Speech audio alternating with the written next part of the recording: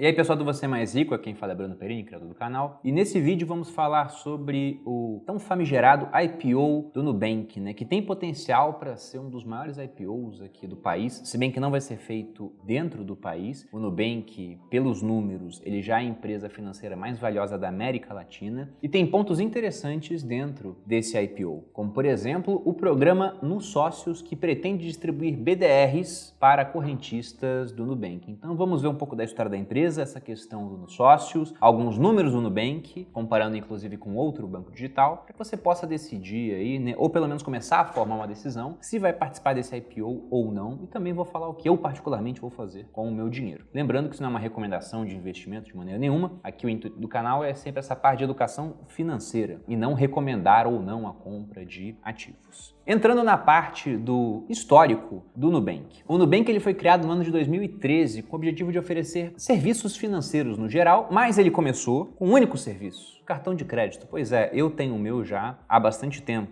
Então peguei lá no começo, quando era aquela época de convite do Nubank, você não conseguia ter um cartão se não fosse convidado por uma outra pessoa. Uma estratégia similar à que o Facebook utilizava. E pelo que eu pesquisei, né, até o próprio nome do Nubank já é representativo. Eles queriam ser um banco nu, ou seja, transparente, para que as pessoas realmente soubessem como que eles funcionam. E o interesse de criar o Nubank surgiu devido a alguns fatores. Reza a lenda aí que o fundador do Nubank, o Davi Vélez, ele não é brasileiro, é colombiano, foi tentar abrir uma conta bancária, encontrou muita dificuldade nisso, ele achou tudo extremamente burocrático. Vamos lembrar que falamos do ano de 2013. 2013 eu nem usava o WhatsApp. Eu lembro quando a minha esposa chegou para mim com o WhatsApp e falou: olha só isso aqui, que legal. E eu falei: nossa, mas já tem SMS, para que eu vou querer usar esse negócio? Então lá atrás a situação bancária era muito diferente da situação atual. E o outro ponto é que o mercado bancário é incrivelmente rentável aqui no Brasil. Tem um ROI, né, um retorno sobre o patrimônio altíssimo. Prova disso é até a história da Itaúsa, por exemplo, né, a holding que entre ali as suas participações tem cerca de 90% em ações do grupo Itaú. Quando a família Setúbal criou a Itaúsa, a ideia é que ela fosse 50% o setor bancário, ações de Itaú, e 50% outras áreas, na parte mais voltada para a industrial, lá na época, né, há bastante tempo, se eu não me engano, década de 50, 60, agora não lembro de cabeça. Mas em todo caso, o que aconteceu desde então foi que a parte bancária foi tão bem em comparação com a outra, que o que era para ser meio a meio virou 90-10 no final das contas. Então um setor muito bom, com poucos participantes muito grandes que abocam uma grande parte desse mercado. Então o Nubank veio com uma promessa de ser uma empresa muito mais transparente, oferecendo serviços por preços mais baixos, começando com o cartão de crédito gratuito. E da sua fundação até o ano de 2017, esse cartão aqui era o único produto financeiro que o Nubank tinha. E com esse cartão, lembrando que essa parte de cartão de crédito tinha muita gente que não conseguia ter acesso, era normal cartões cobrarem anuidade, né, ou algum tipo de mensalidade das pessoas também. Então, na época, foi um produto que, embora existissem alguns cartões gratuitos, ele foi transformador para muita gente, ficava excluída desse mercado. Com esse único produto, eles conseguiram 3 milhões de clientes. Já viraram uma instituição, digamos assim, né? Não dá pra falar que é pequena, seria alguma coisa já média para o padrão Brasil, assim. Saiu ali daquela parte das instituições muito, mas muito pequenas, com alguns milhões de clientes. E nesse mesmo ano eles começaram com outro serviço, que era a NuConta. Uma conta que ela remunerava os depósitos que ficavam lá em 100% do CDI. E aí muita gente começou, né, sobretudo aquelas pessoas que não conhecem muito o mercado financeiro, tem um pouco mais de pé atrás em fazer investimento, a deixar o seu dinheiro na NuConta. Sendo que esse dinheiro era investido em títulos públicos e o patrimônio ficava, na verdade até hoje fica, né, se for na NuConta, que tem outros tipos hoje de investimento, separados do patrimônio do Nubank. Então nessa hora eles começaram a botar o pé nesse mercado voltado para investimentos. Depois colocaram outros serviços, como um cartão de débito já no ano de 2018, e aí já estavam com 6 milhões de clientes, né, um crescimento ano contra ano na casa dos 100%. E em 2019 e 2020 foram agregando outros serviços, como empréstimo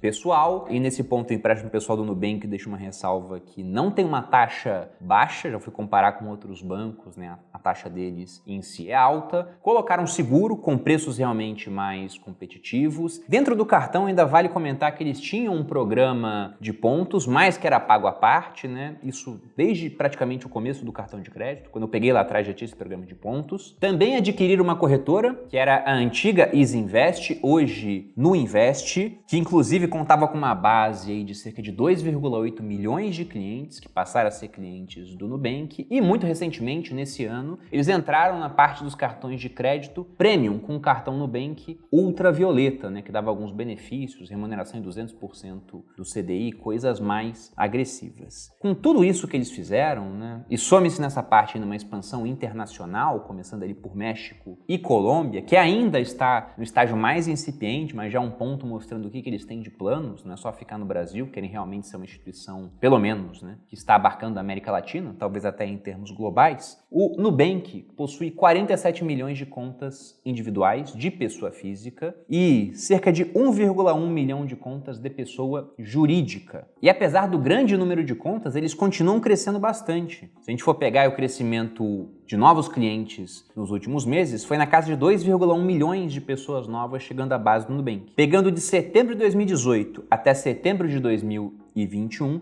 o crescimento anualizado foi de 110%. Ou seja, a empresa mais do que dobrou de tamanho a cada ano. Entre 80% e 90% dos clientes, e esse é um ponto bem interessante, também foram adquiridos organicamente. Para quem cria conteúdo aqui no YouTube, talvez isso seja até meio óbvio, porque se você faz um vídeo sobre Nubank ou Banco Inter, tem um efeito parecido, embora um pouco menor, esse vídeo costuma ter uma boa performance. Eu tenho certeza, por exemplo, que esse vídeo aqui sobre a IPO, ele vai ter uma performance acima da média dos vídeos aqui do canal. Porque quando você fala de Nubank, você consegue atingir mais gente. E se beneficiando desse efeito que eles têm, né, um pouco de efeito de rede, né? Quanto mais gente usa, mais gente quer saber o que está acontecendo, o Nubank também tem um CAC muito baixo. Para quem não sabe o que é CAC, é custo de aquisição do cliente. Então, quanto mais baixo esse custo, melhor para a empresa. Já que um dos grandes gastos que uma empresa tem é conseguir adquirir um cliente novo, né? Vender para aquele cliente. E segundo os dados do prospecto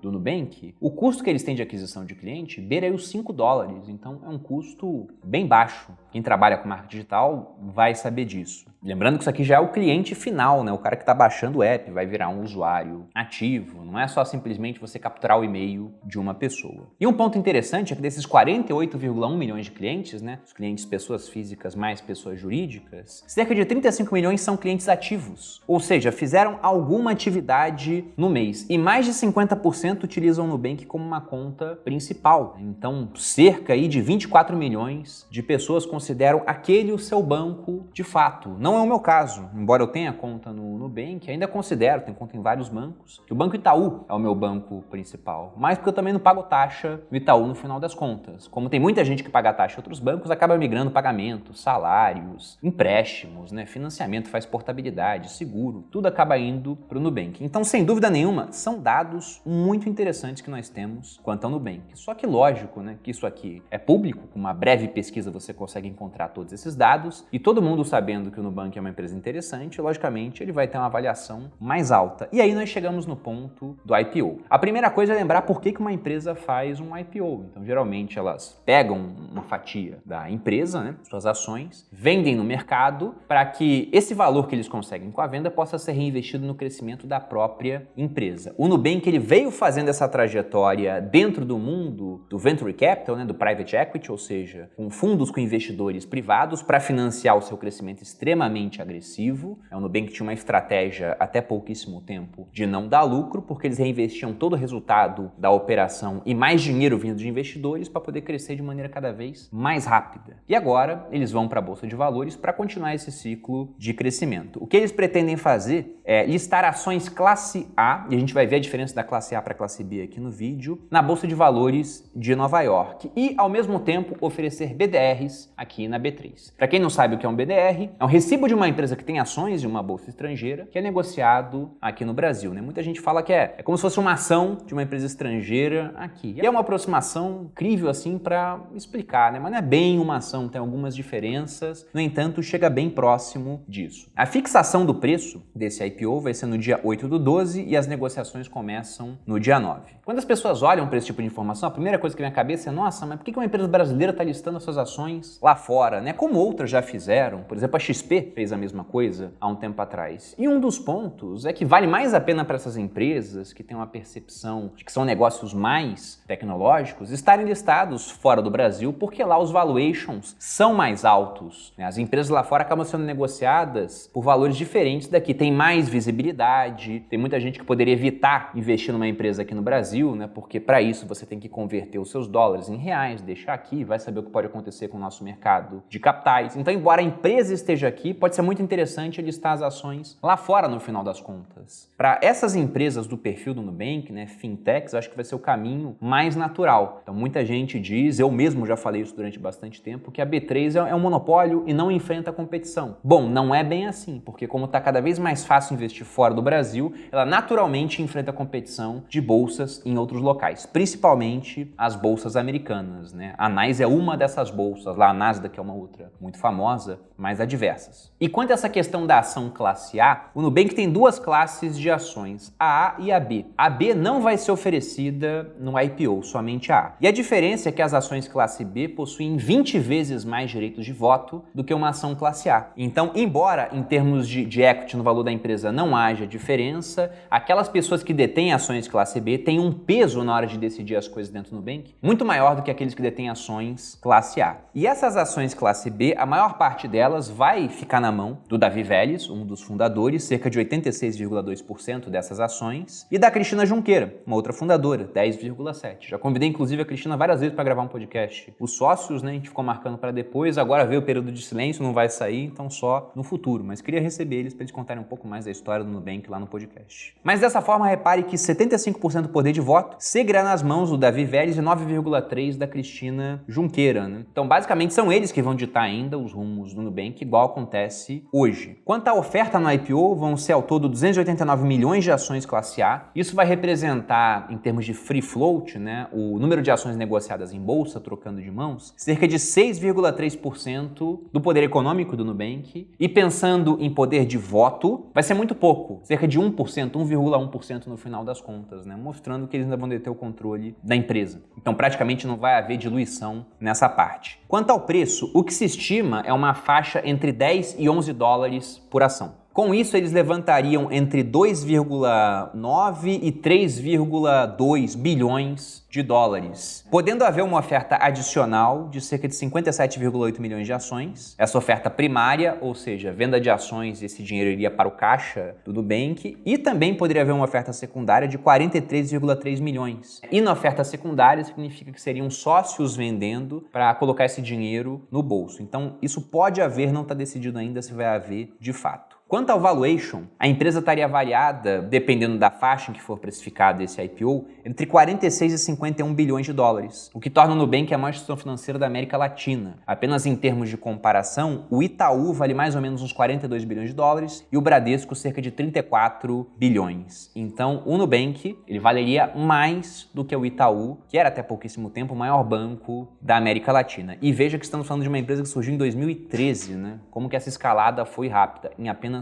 8 anos. E aí que nós chegamos na parte que interessa para muita gente, que é o programa nos sócios, né? Veja que o pessoal do Nubank vai fazer o seu IPO lá fora e também quer colocar os BDRs aqui dentro do Brasil. Só que um BDR não vai ser a mesma coisa que uma ação lá fora, não vai ser uma equivalência de 1 para 1. Na verdade, cada ação lá fora vai ter o equivalente a 6 BDRs sendo negociados aqui no Brasil. E o que o Nubank quer fazer? Ele quer pegar esse BDR e dar para alguns correntistas, né? Num programa que eles chamaram de nos sócios. Então perceba que se lá fora vai ser listado entre 10 e 11 dólares uma ação, né, passando isso para reais e fazendo essa divisão de que uma ação vai virar 6 BDRs aqui, o valor de um BDR seria de mais ou menos uns 9,30 até uns 10,30, ficaria dentro dessa faixa. E o que eles querem é oferecer isso para várias das pessoas que já estão no Nubank, desde que seguidos alguns critérios, né? Entre esses critérios estão ser cliente do Nubank já, não estar inadimplente, eles falam que inadimplência aqui é não ter dívidas em atraso por mais de 8 dias, ter feito alguma movimentação nos últimos 30 dias e fazer o cadastro em um e-mail que os correntistas receberam ou no próprio site do Nubank a partir do dia 9/11. No caso, eu mesmo recebi o e-mail, não fiz o meu cadastro, porque isso é limitado, eles vão oferecer no máximo 22,9 milhões de ações e isso já colocando um limite que pode ser acrescido, a ideia original era de cerca de 18,3 milhões de ações, então isso vai estar limitado a algumas pessoas. E no final, como você vai estar ganhando um BDR que vai valer mais ou menos uns R$10, eu pensei, vou deixar isso para outros correntistas do Nubank que tenham mais vontade de participar, conhecer o mercado de valores, né? Para mim não faria basicamente nenhuma diferença, na verdade para boa parte das pessoas não vai fazer diferença nenhuma em termos patrimoniais, né? Você vai ganhar um BDR de R$10, mas pode fazer diferença até para a Bolsa Nacional, porque imagine 18 milhões de pessoas que agora passam a ter um BDR e vão começar a pesquisar mais sobre Bolsa de Valores, né? Eventualmente vão começar a comprar BDRs de outras empresas, ações de empresas nacionais, fundos imobiliários, então isso tem um grande potencial de começar a movimentar o nosso mercado financeiro. Não digo que de cara, porque o Nubank não vai dar o BDR para o seu correntista e falar, você pode vender agora a partir do IPO quando você quiser. Há um lock-up, ou seja, eles não vão conseguir vender esse negócio durante 12 meses. E após os 12 meses, inclusive, o correntista ele pode escolher se vai querer o BDR de fato ou se vai querer receber o valor financeiro na conta dele. E aí muita gente perguntou, nossa, mas por que o Nubank está fazendo isso, né? Vamos lembrar, dentro daquele histórico da empresa, que o Nubank comprou a Easy Invest, que é uma corretora, né? Tinha quase seus 3 milhões de clientes, 2,8 para ser mais exato. E na hora que o Nubank ele passa um BDR para, digamos, 20 milhões de pessoas, essas pessoas vão receber esse BDR na Nuinvest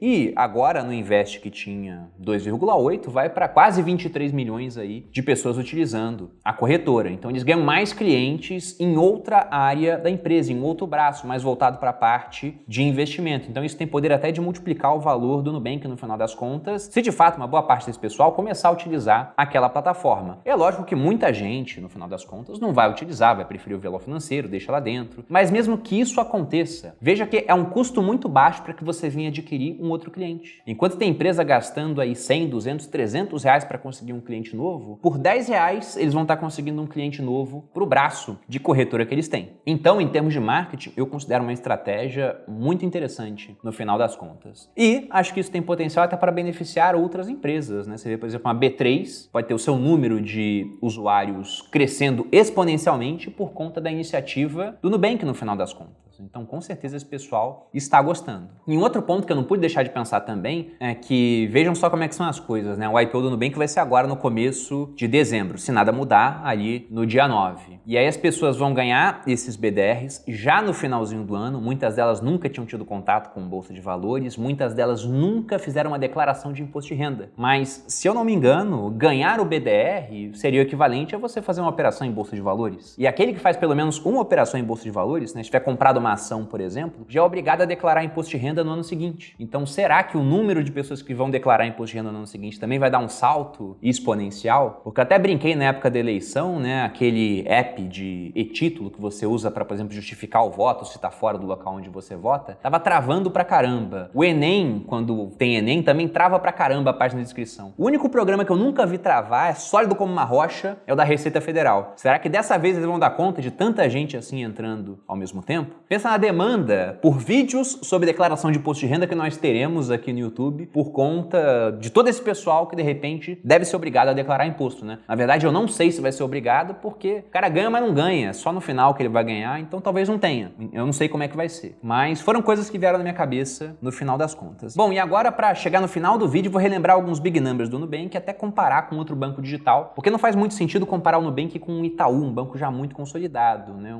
Um mais próximo seria, por exemplo, o Banco Inter. O Nubank, hoje ele tem 48,1 milhão de clientes, como nós vimos, 47 milhões de pessoas físicas e 1,1 milhão de pessoas jurídicas. Tem um crescimento de 110% ao ano na base de clientes, se a gente for pegar pegar desde 2018, sendo que entre 80% e 90% dos clientes vêm por canais orgânicos de aquisição. Vai ter gente que após ver esse vídeo, por exemplo, vai abrir conta no Nubank no final das contas. Já está em expansão em outros países, embora ainda num começo tímido, né? Dentro do México e da Colômbia. Não dá nem para comparar ainda com o Brasil os números, né? Você pega nos primeiros 9 meses, no Brasil eles fizeram 845,8 milhões de dólares, no México 13 milhões e na Colômbia 0,2 milhões. Bem pequena ainda a expansão. E o crescimento da receita do Nubank, como vocês podem ver no gráfico que eu vou deixar aqui na tela, desde o primeiro trimestre de 2018 até o terceiro de 2021, foi de 12 vezes. É um crescimento muito grande, né? Realmente o que eles fizeram em termos de resultados foi bem interessante. E aí muita gente se pergunta, né, como é que pode toda essa receita e o Nubank não dá lucro, né, ou tanto valor assim na casa dos 40, 50 bilhões de dólares, sendo que a empresa não dá dinheiro. Bom, isso não pode mais ser falado, porque logicamente, pensando até em enfeitar a noiva, é interessante que a empresa comece a dar lucro antes do seu IPO. E foi o que de fato aconteceu. No primeiro trimestre de 2021, nós tivemos o primeiro lucro do Nubank, pegando operações no Brasil, né, nos outros países ele está usando a mesma estratégia que utilizou aqui, de crescer sem dar lucro. Ele ficou na casa de 76 milhões de reais. E aí você entra em algumas métricas interessantes do Nubank, tanto para cima quanto para baixo. Então, se você pega o LTV do cliente, né, o seu Lifetime Value, o quanto ele vai gerar de valor para a empresa enquanto ele é cliente, sobre o CAC, que é o seu custo de aquisição de cliente, como nós vimos, né, quanto maior a LTV e menor o CAC, melhor. Então, essa conta, essa relação é muito importante. E o Nubank, essa relação fica na casa de 30 vezes. Ou seja, o que um cliente gera de valor para a empresa é 30 vezes maior do que o custo que ele tem para ser adquirido. Isso é muito bom. E pensando ainda que o Nubank é uma empresa que tem uma receita média por cliente baixa. O Nubank ele consegue mais ou menos 16 dólares por cliente. Se a gente for parar para pensar, nem é tão baixo assim comparando com uma rede social, né? O Facebook faz mais ou menos 10 dólares por usuário que ele tem na sua rede. Mas comparando com outros bancos, pô, o Bradesco faz 291 dólares, o Itaú faz 224, o Santander faz 388. Então eles conseguem ser muito mais rentáveis. Só que o Nubank vai trabalhar também para aumentar essa rentabilidade. Até esse braço da Nuinvest com certeza vai ter um papel importante nisso. Vejam até que se a gente for considerar que todo mundo que vai receber um BDR do Nubank vai ter uma conta na Nuinvest, ela já vai ter de cara potencial para se transformar na maior corretora do Brasil em número de clientes. Logicamente, né, vão ser clientes que não vão começar rentabilizando muito bem aquela corretora, a maior parte deles vai fazer nada no final das contas, mas se um pequeno percentual desses clientes, digamos aí, cerca de 10%, começarem a de fato utilizar a Nuinvest, ela já vai estar entre as maiores do Brasil de cara, né? Sem pensar ainda em outras ações que eles podem vir a fazer ao longo do tempo, já que estarão tremendamente capitalizados após o IPO. E um outro ponto do Nubank, que muita gente considera interessante, eu particularmente, é o NPS que eles têm. Na minha opinião, o NPS é uma das métricas mais importantes para as empresas nesse mundo de rede social, já que cada cliente, ele acaba sendo um outdoor para aquela empresa, né? Ou um outdoor positivo, divulgando e promovendo os produtos, ou um outdoor negativo, se tornando um detrator. E o NPS do Nubank, sobretudo se for pegar aqui os números que o JP Morgan mostrou, é altíssimo, fica na casa dos 90. O do Banco Inter, segundo essa mesma pesquisa, seria de 83, que já é um NPS também muito alto. O BTG fez uma outra pesquisa e chegou a números bem diferentes, mas ainda assim o do Nubank se destaca frente a outros bancos. Estaria na casa de 69,4, o do Inter de 52,6, Itaú 34,8, Bradesco 27 e Banco do Brasil em 13,2. Então perceba que se tem muita gente satisfeita com o serviço do Nubank, é mais fácil que na hora que esse pessoal venha escolher uma corretora, eles optem por alguma que esteja dentro do Nubank em comparação com uma que está fora. Isso também facilita o crescimento da empresa aqui no Brasil, embora seja cada vez mais difícil, porque afinal de contas, né, chegando próximo aí a quase 25% da população brasileira como cliente, vai ficar cada vez mais difícil para que eles consigam novos clientes para essa base. Até por conta disso vem a questão da expansão internacional. E por último, vou deixar aqui uma comparação também de números na tela entre o Nubank e um outro banco digital de muito potencial também, que eu inclusive sou usuário, acho a plataforma muito boa, que é o Banco Inter. Porque faz muito mais sentido você comparar essas duas empresas do que comparar o Nubank com bancos mais consolidados, mais tradicionais. E aí, vendo esses números, né, a gente vê que o Nubank ele é muito maior em valor de mercado, em número de clientes, em depósitos totais, mas aí já não com tanta vantagem quanto nas outras áreas, o que mostra que o Inter está conseguindo uma rentabilidade por cliente maior do que o Nubank no final das contas. E ele tende também a ser bem mais caro. Se sendo que o Inter já é uma empresa caríssima. Eu já tive o Banco Inter na minha carteira de ações, vendi a última parte no final do ano passado, teve até vídeo aqui no canal, se eu não me engano, eu tive 600% de lucro aí nessa última parte, e mesmo sendo muito caro, depois que eu vendi, acho que ele já subiu mais uns 200% ainda. Só que mesmo assim, né, agora nesse momento de juros subindo aqui no Brasil, e muito provavelmente em boa parte do mundo daqui a pouco tempo, o que acontece é que as taxas de juros funcionam para o valuation das empresas, assim como a gravidade funciona para a matéria. Então essas empresas que são mais esticadas, na minha opinião, tendem a sofrer mais com esse movimento. E aí chegamos na parte de falar sobre o IPO do Nubank, né? O que eu pessoalmente acho. Acho que vai vir com um preço estratosfericamente alto. Eu sou usuário da empresa, acho o serviço deles muito bom, mas não pretendo participar. Para aqueles que pretendem, eu gosto de fazer aquela ressalva de pensar, olha, e se o preço sair muito alto e depois ele começar a cair? Igual aconteceu com o preço de várias empresas que fizeram IPO há pouquíssimo tempo aqui no Brasil. Algumas que inclusive subiram muito pós-IPO e depois tiveram quedas muito grandes com esse cenário de juros subindo aqui no mercado nacional. Então o que eu diria é para aqueles que vão participar,